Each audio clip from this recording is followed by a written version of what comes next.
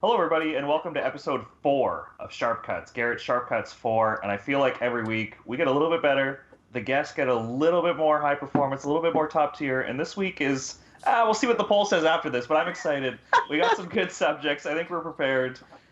We're off to a good start. Every episode's gotten a little bit better. This one will be the test if we can continue to peak, or if this one, it might take a dip. We'll see. We'll see. But I'll pass it over to my guy, my partner in crime from Yes Guy Gaming, Garrett May, the guy who really came up with the concept of the show. So Garrett, take it over. Tell us what we're in for this week. Introduce our guests. I'm excited to get this one going. Well, hey, everybody, and welcome to Sharp Cuts. As Josh mentioned, he's Josh Nickel. I'm Garrett May, Yes Guy Gaming, Passin Dimes, teaming up to make Sharp Cuts. Thanks for joining. Subscribe if you haven't already. YouTube, Spotify, Apple Podcasts, Podbean, all of them. I don't know where you're listening, but welcome if you are. Let's meet our guests. Let's get right into it today. We don't got a lot of time, so let's hop in.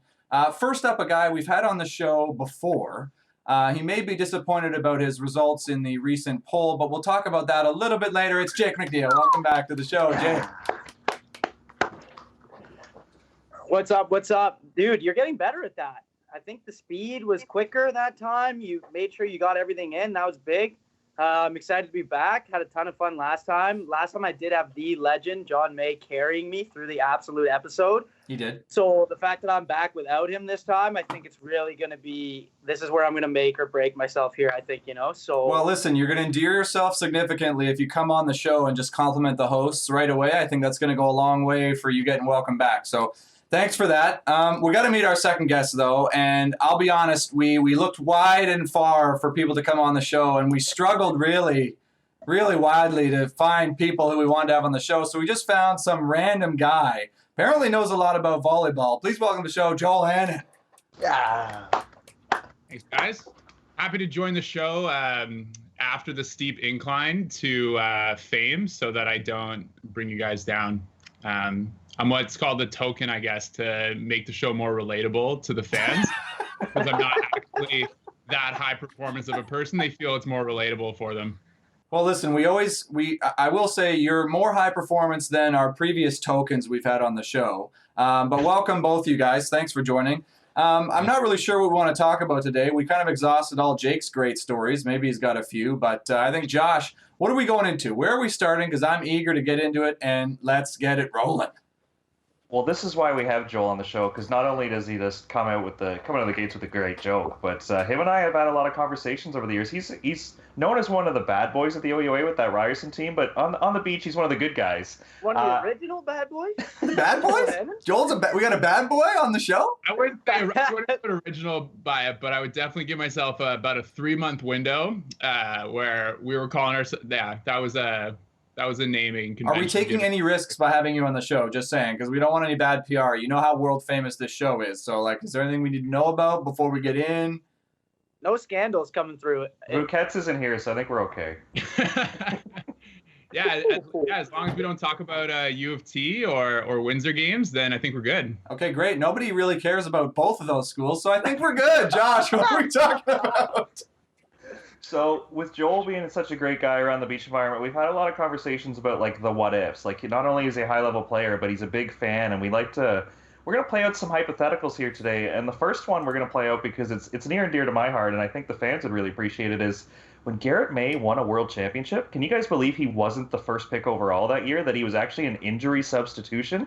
Let's play out the hypothetical of what would have happened there. So the true story is Sam Schachter and Dan Deering were scheduled to go to Turkey to play in the Youth World Championships, and then Garrett got the call.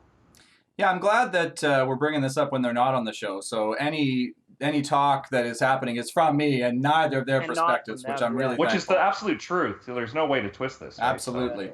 I mean, that's absolutely true. They were practicing full on.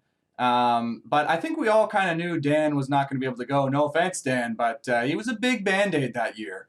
And I was ready to hop in.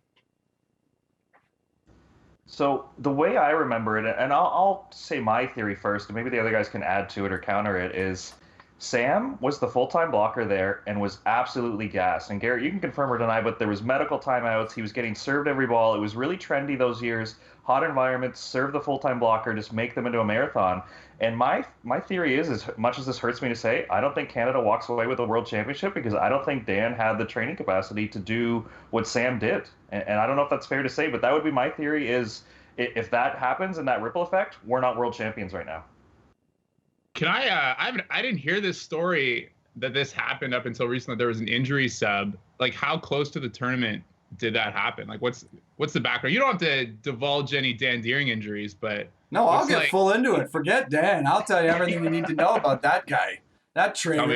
We were talking last episode about how he was playing with Shachter in practice and saying how great it is to have Sam as his partner and how he never had a partner defend this good. And it's like, Dan, I'm right here, buddy. Like, you're on my frickin' show. So I got no problem with that. It was about a month before. A month before the tournament, injury substitution. I'd been training all year with a different guy, Nick Del Bianco. Shout out. We went to the U19 Worlds and finished fourth. Which I came back out of that tournament thinking like, man, we should have won that tournament. So coming home totally disappointed, and then like within a week, I get the call. So that's how it happened. Interesting. Yeah, well, I again trained against and played against all three of those guys, and Dan being a very, very physical, athletic player. I think that would have been an interesting pairing to see, Sam and Dan going over there and competing for sure. But I think playing in a couple world championships, knowing how difficult the competition is and how hard it is, I know that you have to have everything go right, everything, your full team working. And I feel like you guys had a really strong team go there. And some of the names that I hear, like some of the stories that I've heard that were at the world championships with you guys. And I don't know if those guys are getting all the exact same support and everything that you guys received. So that's kind of an interesting thing that I would wonder about. But I feel like to win a world championship, you got to have everything kind of fall into place. So I think that it's a tough game to play, the hypothetical games. And again, Dan Deering, very, very special, very, very special athlete, watching him in our training environment even today. So I'd be definitely interested to see. I think it's a very interesting topic to bring up. But I think that, like I said, you need those key pieces, and it seems like you guys. So sorry to interrupt you, Jake, but after all that, still not offering a yay or nay opinion on that. Couldn't help but notice. I sit on the fence with the best of them. The diplomacy. I'm saying that I think that they would have had a hard time taking home the championship just because I don't think they would have had the same supportive team there as well. Hold on. So you're crediting my dad and Marquise. Definitely. For the reason why? Are you absolutely, okay, fine, that's your opinion, but you're totally flipping wrong, bud. You don't think that had a big aspect on how you won there, Garrett? I think it definitely did, like for sure, but that was kind of, it's hard to separate my dad from me, given that we share a lot of DNA similar. So it's a tough sell there. It's like, oh, well, without Schachter's dad, who John Shachter is a beauty. Without him, I mean, hey, where would Sam be? You know what I'm saying? No YouTube videos from his U19 days, that's for sure. I mean, still none. Where are they? I got the videos. What have I done with that? Nothing. So me having been to 0 world championships as spectator or as athlete, I have a few more questions before I'm able to offer my opinion on this, but I certainly am keen for a hot take on it. I need to know, where was this world championship that year? Where was it? Turkey. Average 36 to 40 degrees Celsius weather. Tough. And when you were there with Sam, he blocked full time? Or did you split block? Oh, full-time, Sam. What, you thinking this guy's up at the net blocking? Come on. Soft blocks, maybe. Listen, I was a mean blocker back in the day, but when you got Shachter, I think I can sit back and make a few digs. How big of a difference would you say that Schachter's blocking made in the tournament? Like, do you feel like he actually was a presence up there, or do you feel like nothing would have? He's dangerous. You bring up a great question, and I should say this to Sam's face. Sam was the best blocker in that tournament by far, hands down. He was the top blocker. He was a fantastic side-out player, made a ton of blocks, great peel digs. And he deserves more credit. The fact that he's playing defense now, I mean, is a credit to how good of a player he is, but also how he's a bit of an idiot for being a world champion as a blocker and then ditching his partner and moving to another position.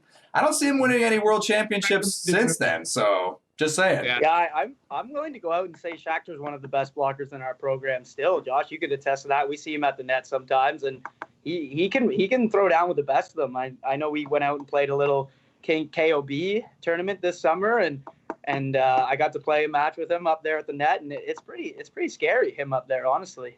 It's weird asking your best defender in the program to talk about blocking, but the way he talks about framing the court and the way he reads and he fronts, like, he understands that position really well. That, yeah, a bit of an idiot, but he did make the transition. Still an Olympian as a defender, but not a world champion yet, I'll say. But well, if you're not ready for a hot take, Joel, I am. There's no effing way that those guys would have won, no question. I mean, if you want to take them in a single game, that's a talented duo to put in a single game. Go in, go get a few blocks, side out to win.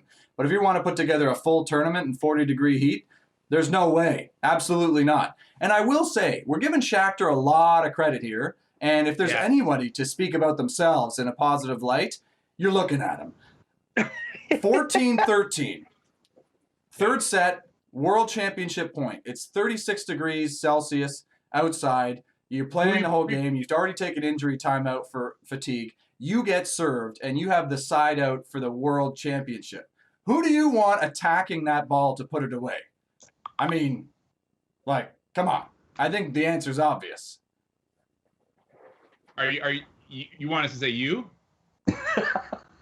Well, check your game notes, bud. Yeah, it's obvious. Yeah, I mean, I don't know. What are you saying? I mean, you attacked 14-13, Garrett. You put it away for match. Yeah, I can't believe they didn't block me cross. I was only ever going to pound it angle, and I did, and they didn't try to stop it. Like, but that's also a risk. Like, do you block cross and then the guy just sneaks it line for the win? Like, so yeah, pounded it for the win, right? So like, I don't know. Not saying that neither of those guys are. They served you 14-13, or you made a dig in transy? No, they served me. So you're telling me your partner's out there taking medical injury timeouts, 14-13, they're throwing a serve your way? Absolutely. There you go. And this isn't just some jabroni. This was Philo. This is a guy. Well, two of the top Brazilian players now. I mean, yeah, we were in some good company. Those three guys are top players on tour right now, and there's a fourth who's really not in that mix. And, I mean, I'm kind of keen to move past that and just glaze over that point a little bit because it's bringing up some top memories, boys. Sorry, who was the blocker for Brazil that year? It was Vitor. Yeah, I think I'm gonna say that if it's Sam and Dan, they do. Who'd you beat in the semis? An Austrian team. I can't remember their names, to be honest. Okay, we'll say they beat them. But I think 14-13 in that heat. I think I'll give the credit to you. I think you being there makes the difference. Well, thanks, Joel. I mean, you may be welcome back on the show. I think that's going to go a long way. I'm certainly not going to get invited for my accolades or my trophy case for volleyball. So if I can get back for just being a nice guy, I'll take it. Hey, we had Oscar Cahu on the show. What? Now I'm confused. Yeah, I mean, listen, we had Oscar Cahu on the show, and he's got negative accolades to his name. So I mean, you're doing all right. How does that work? You're so bad they just take him away. Like you have to win 2 tournaments to get credit for winning 1. Yeah, you know, like he had to pay for any accolade he got. Really, he didn't earn it. You can buy trophies. There's nothing Yeah. wrong with that. So many, just a full room full of trophies. Yeah, he started an email farm in India to vote for himself in the poll last week. So I mean, he's struggling. All right, so we've settled that one. The point's not lost, though. I think Jake's point about Marquise, John May, and Euchre games. I mean, Garrett versus Dan is the conversation, but those ripple effects that happen, that's not lost, especially based on last week's episode with Schachter talking about just getting punched in the mind so much during those Euchre games that he was so battle-tested and ready for the on-court that can't be, just washed away that it's a straight Garrett Dan sub. There was a lot going on. That's all I was trying to say, but No, I mean, it's a great point, and it's one that's been made to me my entire life. So if you guys stop that shit, I'd be really appreciative. I mean, Garrett's great, but how great is his dad? Yeah, Like, like cut that noise. Well, He hasn't been on the show for 2 weeks. We can't stop talking about him. Enough of that. Let's move on to the next one. Show. Hopefully this one doesn't involve John May either. What the heck? J, I got to look out for my boy. You know, we're still waiting for our startup. Yep.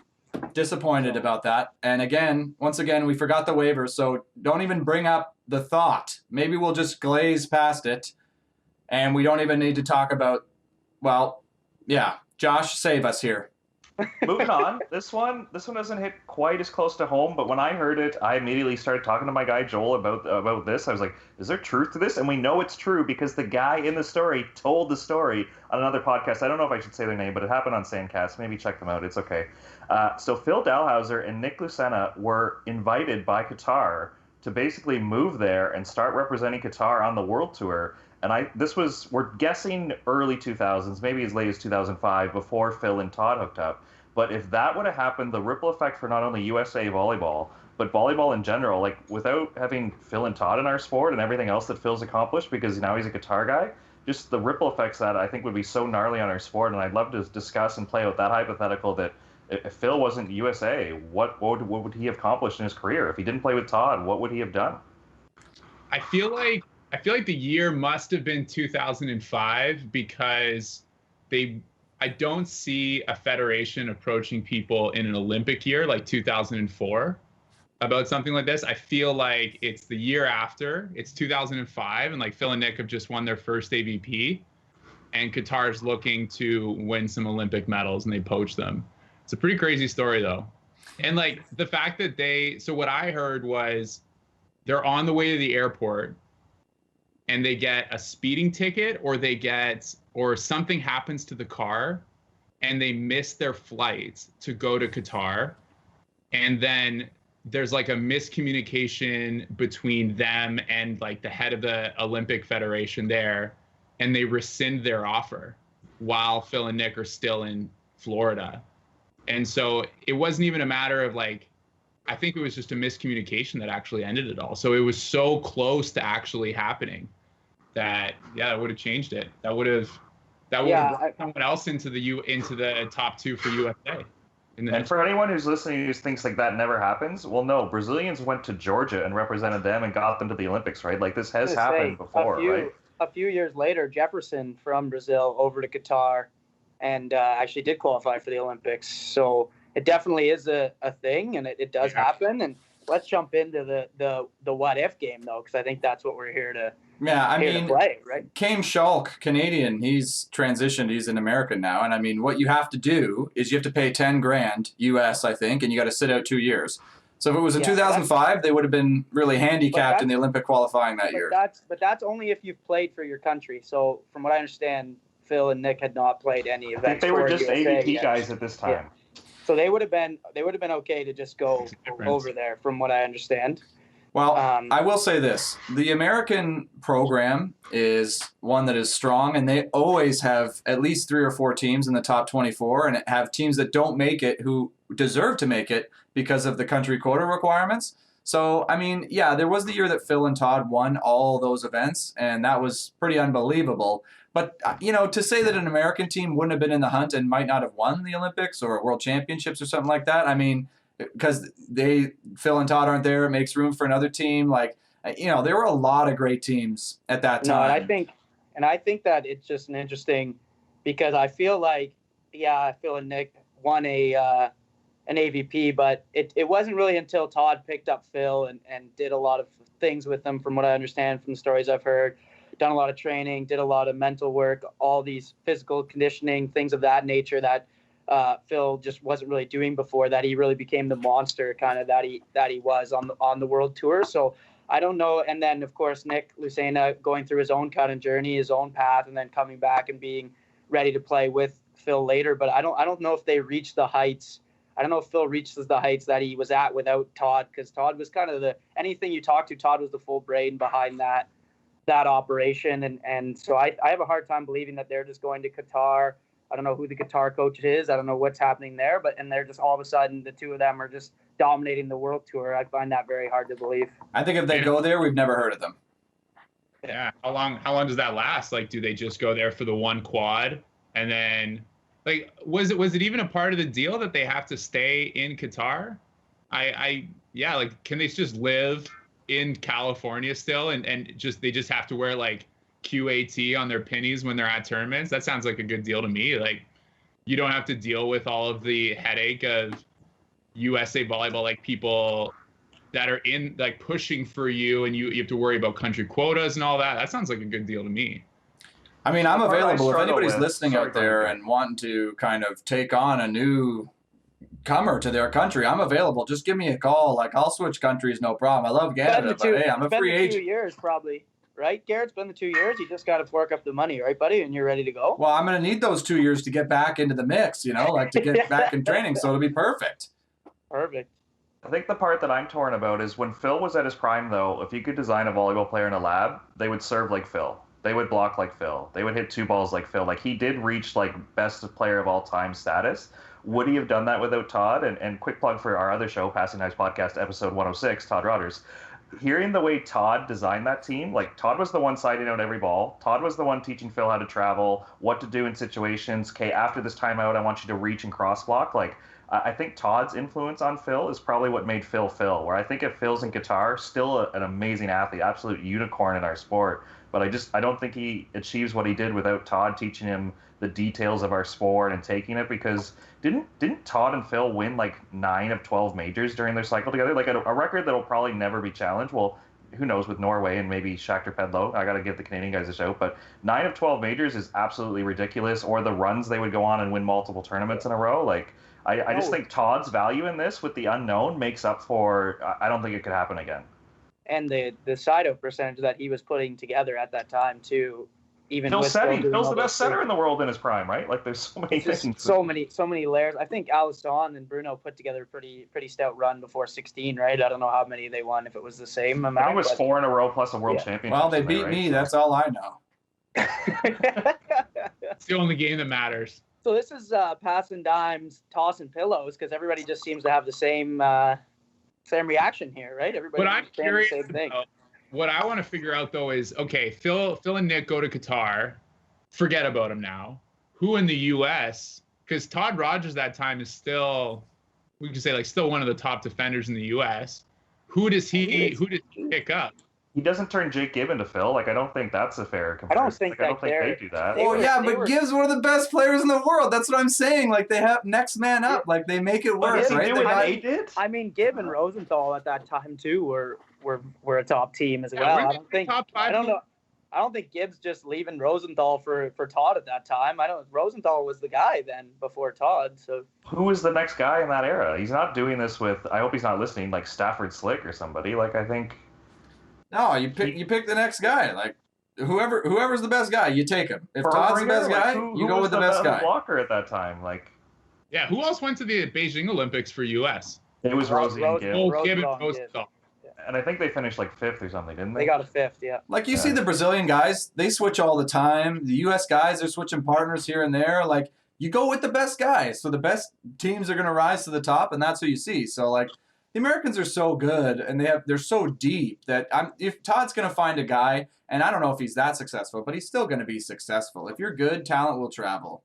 I just don't see Todd and Theo Brunner winning a world championship. Like, I don't see that. I think Phil was still unbelievable. Yeah, I mean, Theo and Nick put together a 4th. That's true.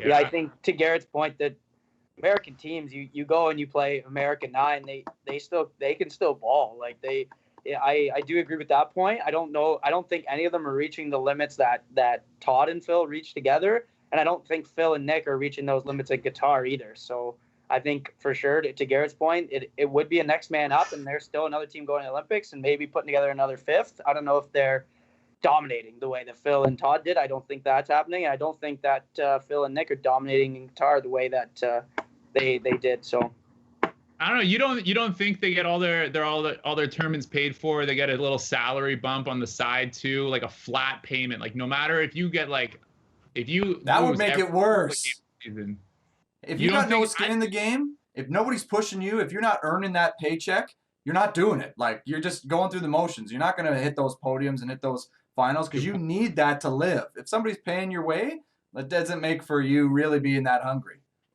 You think that? I mean, the NBA players seem to. I think Austin Matthews Get is it just done? fine with what Yeah. he's doing. Austin Matthews has never won a thing. Yeah, but somebody's got to win in that. Oh, so I'll just name a different hockey player than Steven Stamkos. Like, who do you want me to name? Well, yeah, Steven Stamkos. When did he win the cup? Last year. Yeah, and who's he got with him? A bunch of really good players. Bunch of really good players, right? Like, yeah. I'm talking about an individual sport like beach, where it's like 1-2 guys. You need to have that hunger. You got to be a little bit crazy to win. You got to be putting it all on the line to win. Because if you're not, if you're just coasting, like when it comes down to it, if you win, you're okay. If you lose, you're okay. If that guy wins, he's gonna feed his family. If he doesn't, he's gonna struggle. Like, I don't know. Who are you picking? Are we holding like a gold medal at the Beijing Olympics, like the term for success here? Because I think like you look at, let's talk about bring the golf world in. You got a guy like Jordan Spieth who just had like kind of a bit of a comeback this past week, and great round. Early on in his career, he gets a huge $200 million from Under Armour, $200 million from whoever else. I got to support Garrett on that point. You go a long time with, like, he's still in the top 20 in the world for the past 8 years or whatever, but he hasn't won a major since like early 2010s maybe. I gotta side with my guy Garrett here.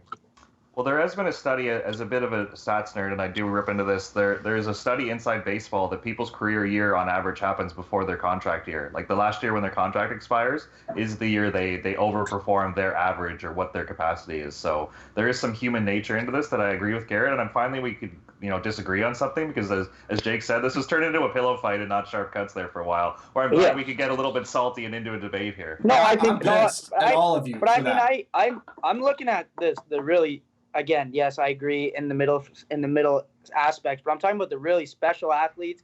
Look at Carrie Walsh; she's not struggling by any means, and she's out there just absolutely dominating every day because she has that hunger and that desire to absolutely kick your ass at any stage and whatever it is. And I think that's more where it comes down to the true champions, not whether they need to feed their family or not, but it's, do you have that desire to absolutely go out there and dominate? I mean, I agree, but if you line me up in a boxing ring with Mike Tyson, I got to feed my family, he doesn't, who's coming out of that ring? It's not going to be me. Like at some point talent will just overtake, right? That's what I'm saying. But when it comes to the peak of the peak, you need everything on your side. I mean, we see it all the time, and especially in beach volleyball when you're not getting paid that much. You're really not. My career earnings, I mean, you can look them up online. It's not paying anybody's rent, that's for sure. That's a good point. Have we exhausted this one? Should we go to the last one? Well, I mean, I'm pissed at both Jake and Josh right now, so I don't know. You make that call, Josh. Joel is doing a lot to endear himself to me. He may get asked back on the show. I think it's gonna be. I'm not here saying that it's not a fact what you're saying. I understand what you're saying. I think that there's just a lot more to winning a gold medal at the Olympics, to being the all-time best, to being that top player, than whether or not you need to feed your family. I just don't think that's the deterring factor in terms of that. No, I don't think it's the determining factor, but all things being equal, I mean, you got to have that need, that desire, the skin in the game to maintain. If you don't, if it's just a cushy ride for you, like. But the skin in the game can come down to pride as well, right? Like it can come down to you wanting to prove that you're the best, no matter what's on the line. I mean, I go down to the beach, I play anybody. It's me wanting to dominate, not for any reason other than wanting to show that I'm the best. Yeah, I mean, I feel that too. But I certainly felt a lot more motivated in a tournament where I paid my own way to make sure I paid my way back. Like in the focus when I'm in the hotel room, like 24/7, I'm in, this is my full thing. As opposed to, I can do a half-hour spurt of competitiveness. But you didn't have that if you didn't have to pay yourself? Like, I don't... Well, you weren't 100% invested in the event if well, I don't know what that's like. That's what I'm saying. Like, I've never had a contract where like I'm being paid whether we win or lose. Well, I mean, me either. So it's hard to talk about really. But in my point is, I feel like even if I'm getting X amount of dollars to be there. I'm still 100% focused. I'm still in it, and I'm fighting for every single point, tooth and nail. I just think that that's a given. So I don't know. It's real sweet, guys. Yeah, thanks, Joel. Yeah, it's real nice. Yeah, appreciate it. This is how things work here on Sharp It's Cuts. probably Jake. Stop knocking on your table, because I'm sure super fan Dimitri's going nuts with the knocking in the audio right now. That's on me. Yeah, that's on me, boys. Did you just shout out a listener full on by name? He gives feedback every week. I had to. You outed him. I know let's call him out. Good or bad based on the text. Meech, listen, man. You're gonna have to. You want to listen to the show? You're gonna have to put up with a little bit of fidget. Okay, I'm a fidgety guy, Meech. All right. Careful, Jake. He's going to turn it off now. He's going to shut it down. And be like, yeah, forget these guys. Just lost a like on YouTube. Super fan of volleyball. Demeech, he's not turning it off. Fair. All right. We do have one more, and if we get off topic, even better, because that was a good discussion. It started off a little light, but that was a good discussion. The last one we had for our Twisted History one, just to go through a hypothetical, would be if the court was still 9x9, what would the game look like? Because if you think back to that era, John and Mark were still competing at the highest level. Now we've got 7-footers playing with 6'7" guys, and the court's a little bit smaller, and it's turned into this first ball side out, be super physical game where John and Mark would pride themselves on their skill, and both, like, I don't think a lot of people remember this. Marquise was a blocker. They split block in a lot of situations, right? So the game was a little bit more smaller, but way more skilled. The blocker actually had to be able to make a dig and get off the net, and there was situations coming up. So who in today's game could still play in that era, and who would be just washed out if the game was still on 9x9? I need some more clarification here. Is the modern Mikasa being used, or is it the old Mikasa, or whatever they were using when the courts were 9x9? What kind of ball was getting used on the World Tour? Counterpoint to Garrett and Jake. These guys are gamers. Counterpoint. Who gives a shit, Joel? Yeah, the ball. Come on, mate. Well, we're not talking about you guys. We're talking about the game overall.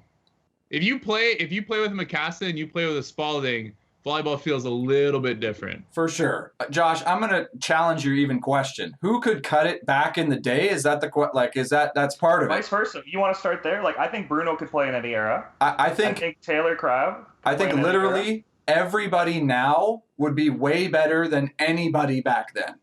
100%. You're playing 9x9. You're telling me that they didn't 9x9? It's an indoor court. It's freaking huge. Are we talking guys from the era now going back in time to playing those guys? Or are we talking guys playing against each other in this era just on 9x9? Great point. It's a totally different question. Great point. If guys playing in this era 9x9, I think it totally changes what players are able to dominate. I think those athletic blockers, your guys like Mole, even Stoyanovsky's got some speed to him. Like, those guys are still out there for sure dominating, I think. But the bigger guys, the guys that don't have as much speed, as much ball control, I think those guys are... I want to talk about the guys that wouldn't make it back on a 9x9. First name that comes to mind, what's that German blocker's name? Volkenhorst? You ever... Volkenhorst is his name, yes. Hope you're not listening to the show, Volkenhorst. Sorry, buddy. On 8x8, I think I've watched a few games with him. That guy's fantastic. But he's slow. He's like really slow. And I think that's got to be the determining factor, because if you watch volleyball on 9x9 twos, it's fast. Like, those guys, everyone's got wheels. And I think now today you can have a big blocker who's 6'9". If they can take up a lot of court and they can set you really well. But there's a few teams that are fully set up on that right now. Like, what's the Swiss team that Heidrich Gershon. Yeah, isn't that blocker just like 7.5 feet tall and the defender's doing like most of the work? Yeah, I mean, I don't think it would change much, to be honest, guys. Like 9x9, 8x8, like I think the top teams would still be the top teams. I think would make our sport way more boring. Like, oh my gosh, there's so much free space. Like, you get a roll shot, the guy's got to run so much further to make a dig. Like, you can just pound it way sharper. Think of all the balls you hit sharp that go out the side. That's going in now.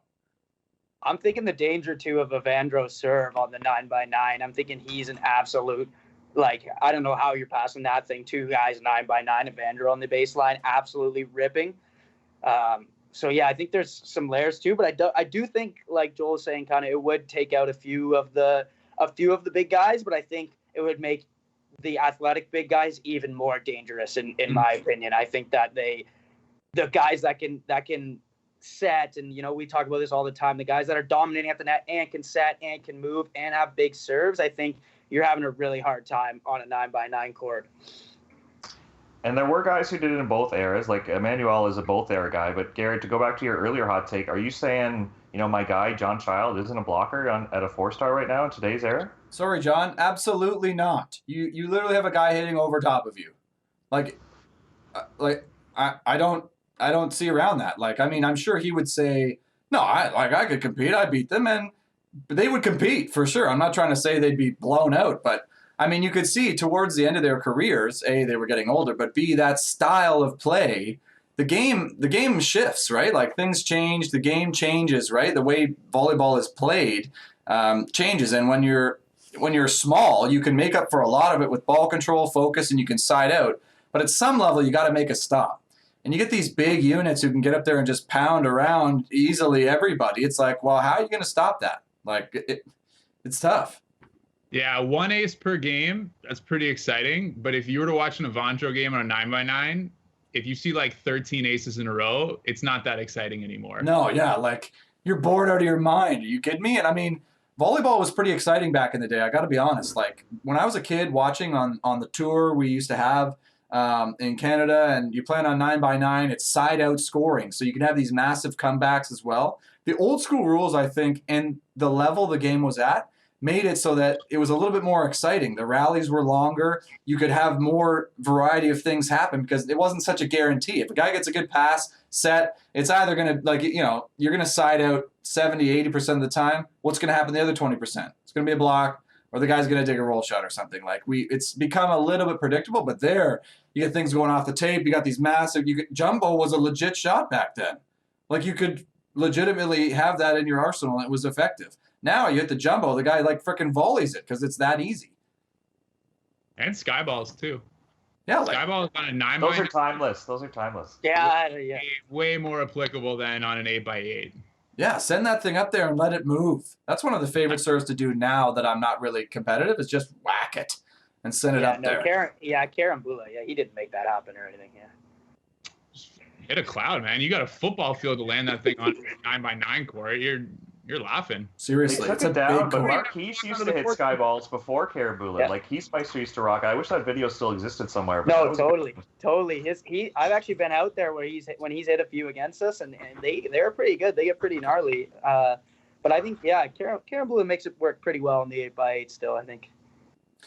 Yeah, it works, but if you're anyway, I think the new rules have made the game better, but there may need to be an evolution moving forward. The one new rule that I really don't like is the hand setting rule that they've kind of added in the recent years, at least back when I was playing, and they've kind of continued that, making it so that really it's easier to hand set effectively, making it so that guys can run the fast offense and run it a lot more like indoor, which I think is good in some ways. What, you like when the guys liked it? You liked when the guys were able to just catch it? Yeah, absolutely. Catch it, toss it up there from anywhere. Let's mix it up. Let's get real here. But the barrier to entry for sets was high. So you had to be talented to set. You get these big guys, and they'd have to bump set because they get called if they weren't skilled enough, right? Well, whereas then you get Phil Dalhouser coming in, who's really the best because he's hand setting, it's dish and butter. It's like, wow, that guy not only is blocking you huge, he's dishing the butter.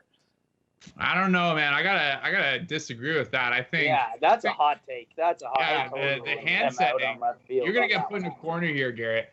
You look at. Oh man, I'm so happy that volleyball's back this week with the Doha Open. But this team, the young Swedish kids right now, Aman and Helvig, that jump set not even jump set, jump side set every single ball. It makes the game so much more exciting. And I think if you have that high barrier to entry, Cantor Losiak aren't on the world tour because even so much of what they're doing is outside the shoulder. Not true, man. Not true. Those guys are phenomenal setters. No, yeah, that's a hot take too. Those guys were also dominating before they started using that style, and now I think they have perfected that style. But if you watch them in U21 world stages, they were not running that style, and they were still dominating everyone. So I think for sure it's I will say your point, though, Joel, about, like, I think that's probably what's the toughest thing about our sport for spectators, right? Because fans of volleyball, I think, appreciate the nifty play, the tricky play, the fast speed, that sort of stuff. I think volleyball people enjoy that. But the spectators who don't, like, if you're trying to grow the game, you want to make your game appealing and for people to come in and watch. When you watch basketball, the guy shoots it from a long way away and it goes in the hoop. You go, whoa, that was some talented moves. But when you see a guy run a super fast set and pound it quickly off the side of the block and it goes out of bounds, to an average viewer, it's like, well, what the hell happened there? He blocked it, but he got the point. I don't get this. It was so fast, I'm missing things. Where when you got the high-ass set, you got things a little bit slower because of that. Then you get time for things to absorb. It builds the tension in the rallies. And plus, the blockers more time, you hit the roll shots. I think it did a lot to help spectators enjoy the sport. I feel like Garrett's the guy in the room at the NHL meetings be like, we need a laser behind the puck. It's too hard to follow, so you need this blue line behind the puck so the spectators can follow. Okay, without replay, some of those goals, you have no idea what's happening. That's some of them. Right? Like, but that's what I'm saying. I don't. I mean, yeah. If they don't understand a speed play and a chop off the block, then I don't know if they're really the fan that we're trying to entertain with our sport. Well, I completely disagree. We need to grow this game, man. You got to get spectators in. Think about all the people who watch the NBA finals, the NBA games, not basketball at all. Here's the problem, right? Is I don't know that much about football, right? But I love watching, sitting down on Sunday and watching football. And the announcers do a really good job of exactly explaining every single thing that's happening. So now I can kind of pretend, hey, that I know what I'm talking about in football when somebody that really knows starts talking to me, right? Because I've learned throughout all my years of watching football. And that's, I think, the difference in what you're saying is the announcers and the people need to be doing a better job of explaining what plays are happening. But I don't think that changing the game and devaluing the skill of the game is the way to get fans more excited about it. It's, hey, how do we educate our fans? How do we teach the average fan that was a really spectacular play and this is why and this is how they did it? I don't think by devaluing our game or making it more simplified, that's not what any of the other sports are doing. To everything's getting bigger, stronger, faster, more skilled, all the sports. We have to do a better job of how do we get people to understand how spectacular, how athletic that actual play was. Yeah, I mean, I think that's a good point. I think it is a good point. Sports are kind of getting more complex, bigger, and I think volleyball generally does a shit job of following that. It feels like we're this community. And it's like, oh, if you're not a volleyball person, you don't get that. When it's like, no, let's open this shit up and make it so that everybody can really come in and appreciate the sport and follow along. And I think, well, I hope that as the game, I just don't want to see beach become and look exactly like indoor. That was always my pet peeve, right? And when you see guys running these fast plays, now they look so similar, which maybe you want that because indoor is far more popular than beach volleyball. I don't know. Which is a great segue to perfect segue. We got to celebrate the segue. It hasn't happened yet, actually.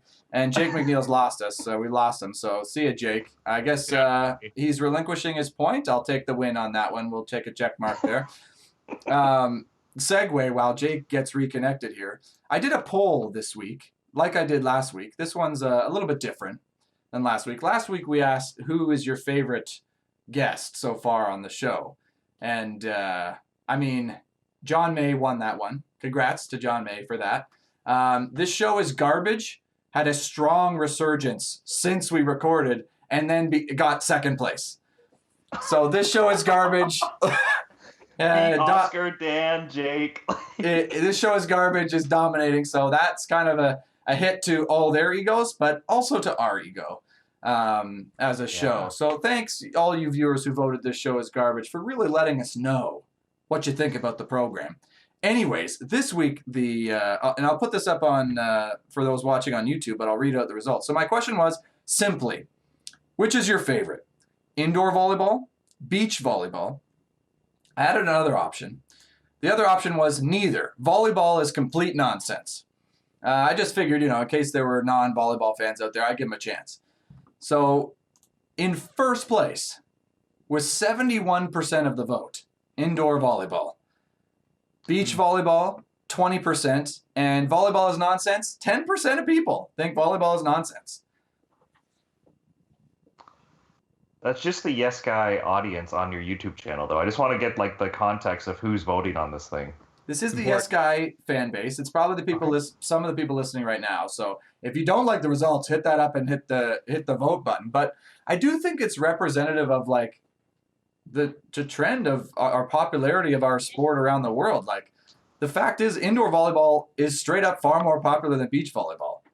Definitely, and I think for next time we run this poll, let's add sitting, because I think Canadian sitting's on the rise, and we're going to be very popular in that very soon. I think the women's program's already qualified for the Olympics, and the guys will hopefully next time. Anyways, small segue to the other Passin Dimes podcast, because we've had a few other players on the show.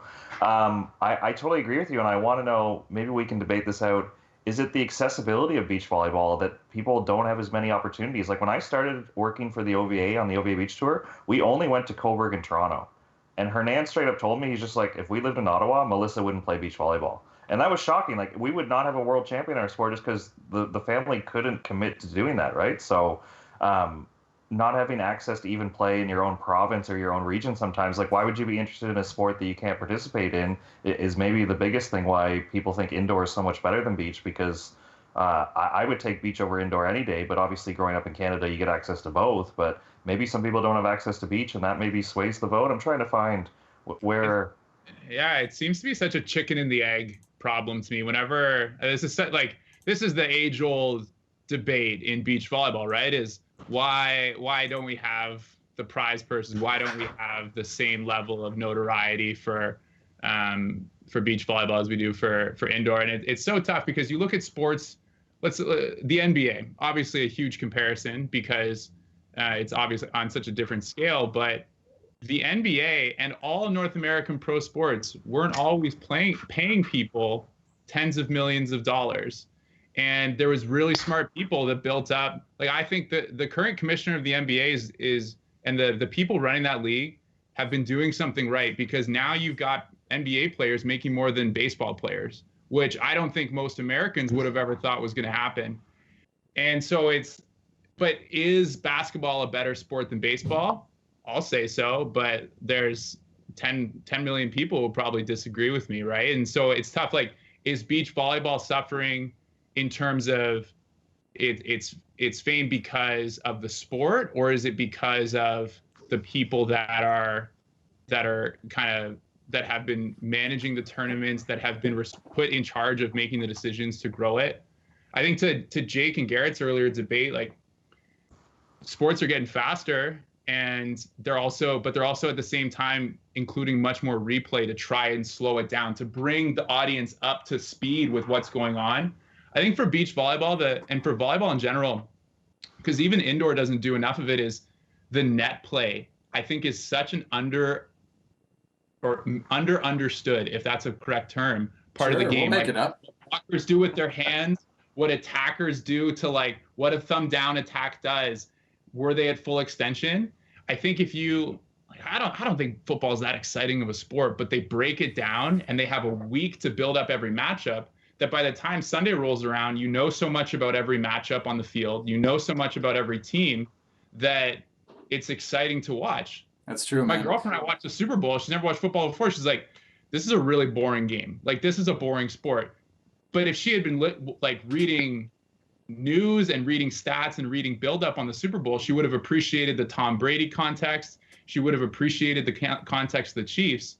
And so I think with beach volleyball fans, you have this opportunity that we're not capitalizing on, where, say, okay, what don't they know enough about? Do they not know enough about when you have a country quota in the States that happened for Doha?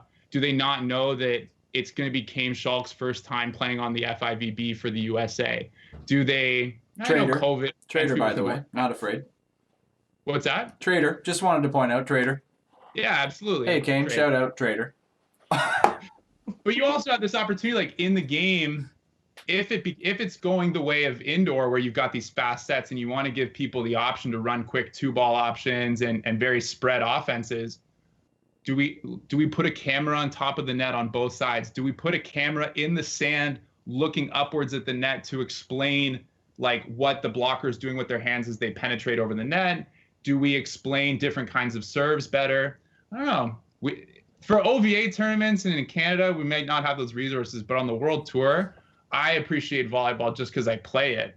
But if you want people watching it that don't play it, like I never played football in high school even, but I can appreciate an NFL game because they break it down so well. Yeah, it's true. We don't really do a good job of telling stories, do we? And you know what I will say? I think indoor does that far better than beach. And if you look at the pro scene indoors, not the international scene, because I think the international scene benefits from the pro league setup, is, people are very interested in the top players there. They do a really good job of showcasing that. Highlight tapes on YouTube of indoor players are like the most popular volleyball content out there. And I mean, it makes sense. It would be the same thing for any other sport. And so I think they do a good job of selling those people as kind of the heroes of the sport and kind of what, examples for people to follow and look up to.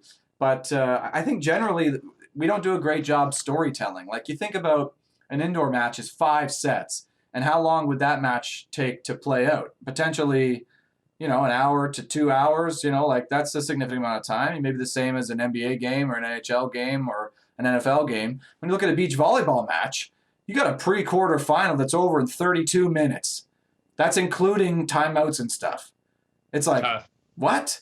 You got a tennis match that lasts 4 hours in the second round that they're telling the story. It's this gauntlet that's kind of built. And then you got a beach volleyball match where like, oh, next team in, yep. Let's keep it rolling. I've never thought about that before because, like, I was thinking about golf because I think beach volleyball and golf are so similar in that, like, they're not the fastest sports and they don't have, like, the most, I don't know, consistently occurring exciting events. But to hit a golf ball in 4 tries, 500 yards from in between 2 wooden posts to a hole that's the size of your mug, I think that's an incredible skill. And they have so much time to your point.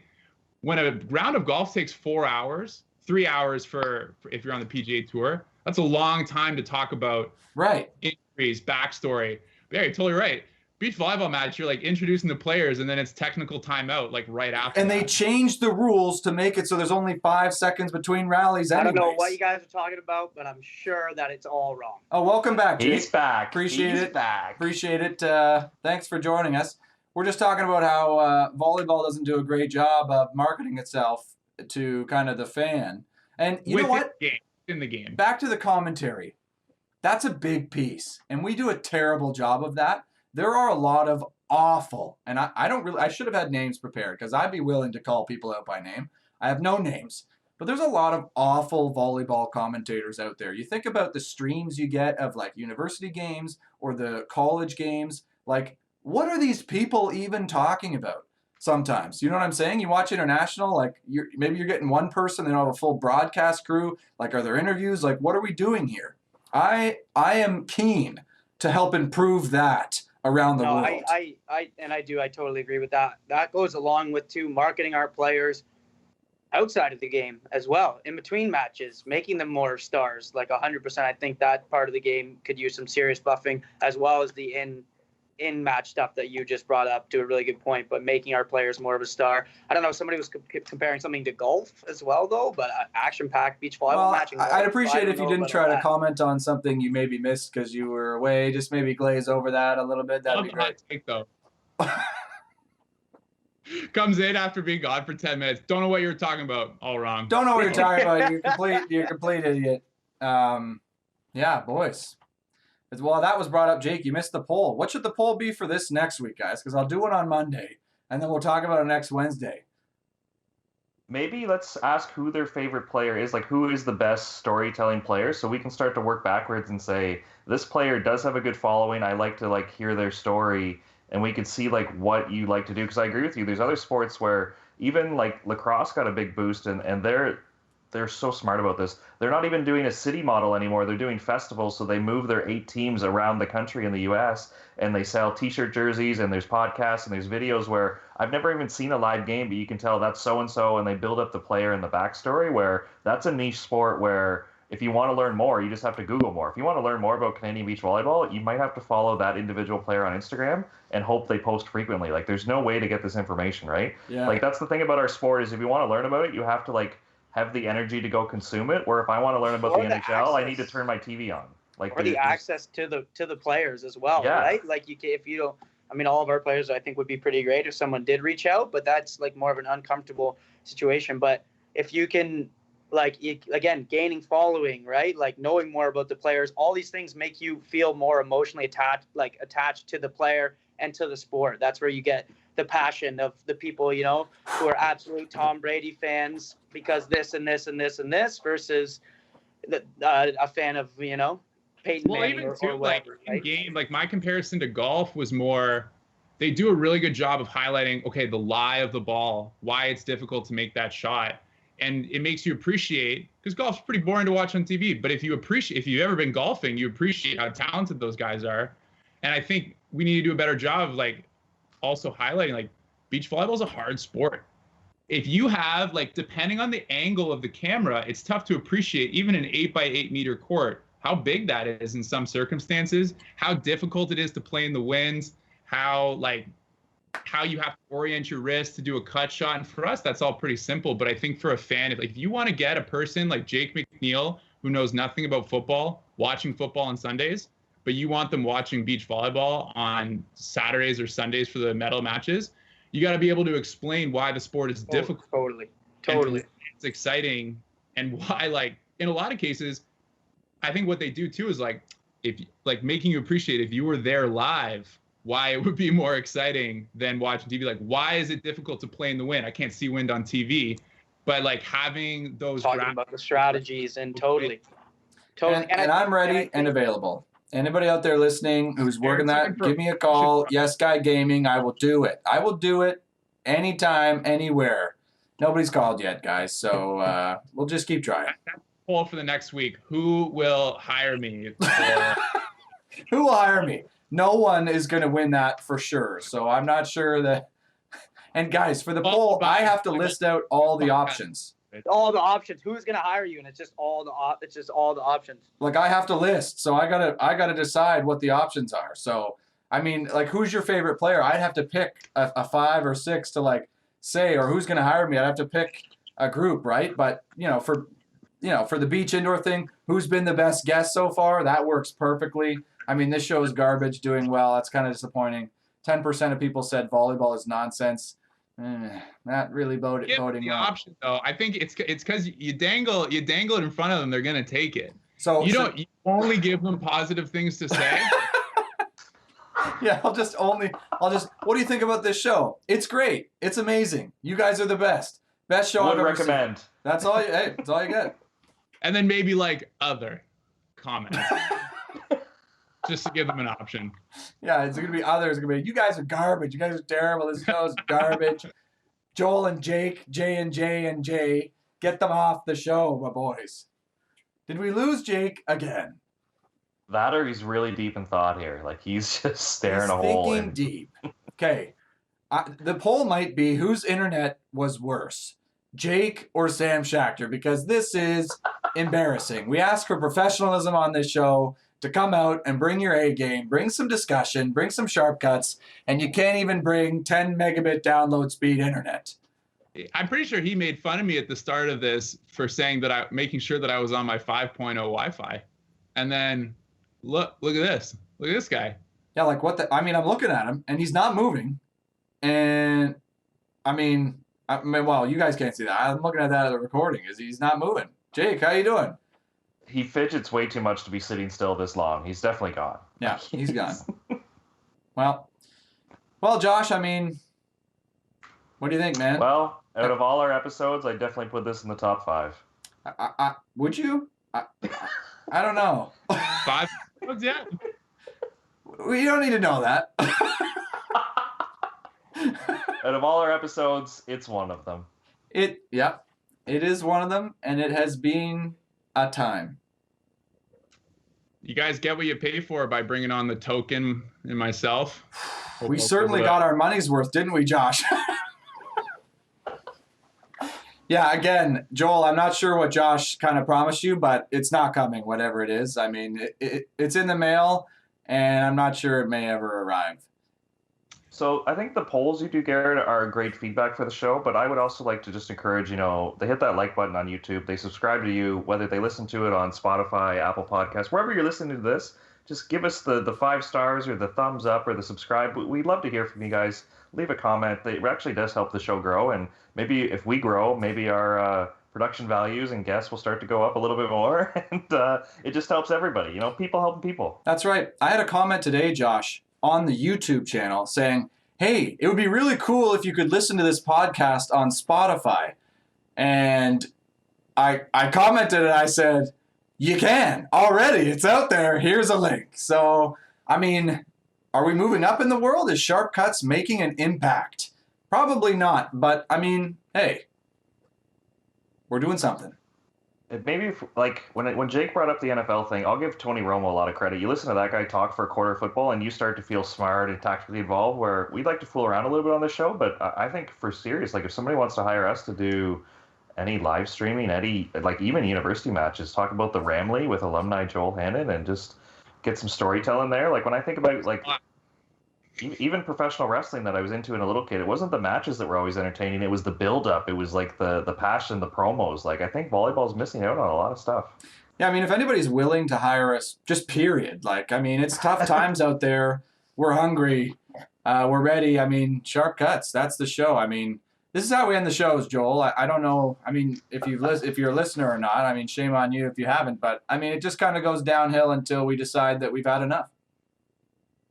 I thought it was going to end when we started ragging on Skype and they just cancel our connection. I mean, that's also what happens. I mean, that's happened twice now, and this is episode 4. So, I mean, I hope it's not a regular thing. We maybe got to be a little bit choosy about our guests. Do it.